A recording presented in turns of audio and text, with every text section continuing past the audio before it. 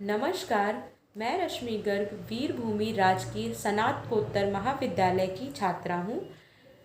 भाषण प्रतियोगिता का विषय है राष्ट्र निर्माण में युवाओं की भूमिका।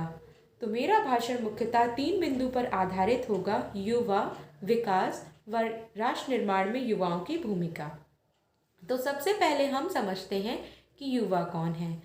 स्वामी विवेकानंद के अनुसार युवा किसी भी देश की सबसे बहुमूल्य संपत्ति होती है। उन्होंने युवाओं को अनंत ऊर्जा का स्रोत बताया है। स्वामी विवेकानंद भारत के युवाओं को अपने गौरवशाली अतीत और वैभवशाली भविष्य की एक मजबूत कड़ी के रूप में देखते थे। वही विकास का अर्थ केवल अर्थव्यवस्थाओं को बदलने का नहीं, बल्कि लोगों के जीवन को बदलने से है। विकास को लोगों के चारों ओर बुना जाना चाहिए, ना कि विकास के आसपास के लोगों को। हम दुनिया के सबसे युवा देश हैं।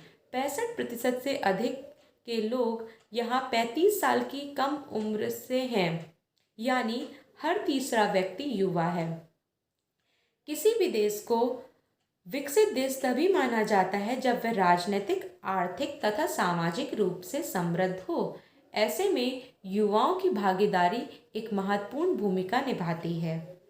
अगर हम आर्थिक रूप से देखें तो युवा जो ऊर्जा का प्रतीक माना जाता है, वह कार्य क्षेत्र में उत्पादक है, क्योंकि वह अपनी ऊर्जा से उत्पादन को बढ़ाता है।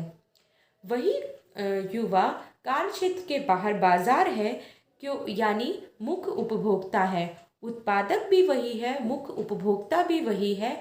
ऐसे में इन्हें सही दिशा व गति देना समाज और युवा दोनों का धर्म है। अगर हम राजनीतिक दृष्टि से देखें तो भारत का संविधान विश्व का सबसे बड़ा संविधान माना जाता है। भारत विश्व का सबसे बड़ा लोकतांत्रिक देश है। 135 करोड़ की आबादी में राजनीतिक क्षेत्र में युवाओं की भूमिका या उनकी भागीदारी एक महत्वपूर्ण भूमिका निभाती है। आज इनोवेशन स्टार्टअप का सपना भारत की युवाओं द्वारा ही पूरा हो रहा है।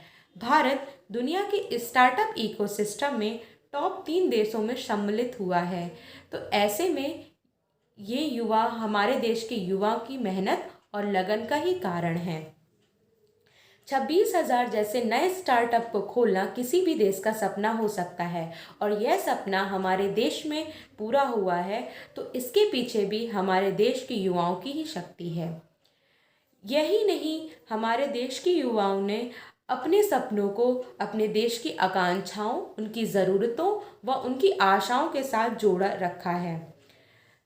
इस देश का विकास मुझसे है, मेरे लिए है और मुझे ही करना है, ऐसी भावना से देश का हर एक युवा भरा हुआ है।